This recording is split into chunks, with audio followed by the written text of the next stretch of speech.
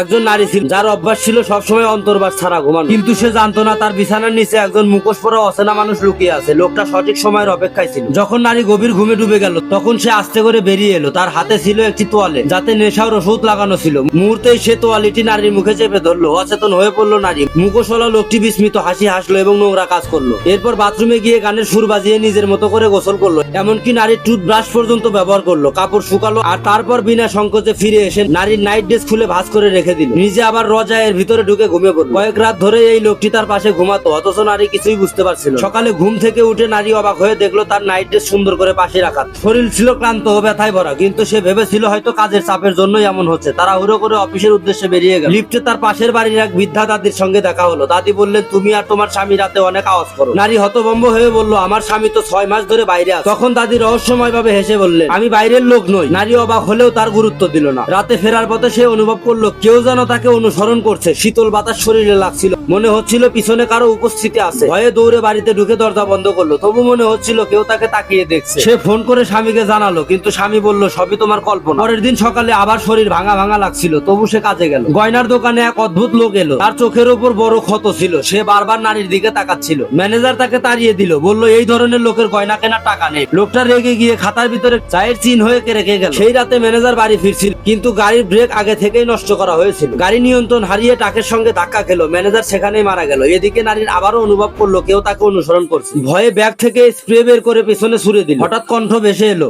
ভুল বোঝো না, আমি তোমার প্রতিবেশী লিউ দাদা। আমি তোমাকে অনুসরণ করছিলাম না, শুধু সতর্ক করতে এসেছি। আজ দেখেছি এক কালো পোশাক পরা লোক তোমার দরজায় লুকিয়েছিল। সাবধান থেকো, প্রয়োজনে আমার বাসায় 1108 চলে এসো। নারী কিছুটা স্বস্তি পেল। ঠিক তখনই তার ফোন বেজে উঠলো। সহকর্মী জানালেন ম্যানেজার দুর্ঘটনায় মারা গেছে। এই খবর শুনে নারী স্তম্ভ হয়ে গেল। তার পৃথিবী এখন আরো ভয়ের অন্ধকারে ডুবে গেল।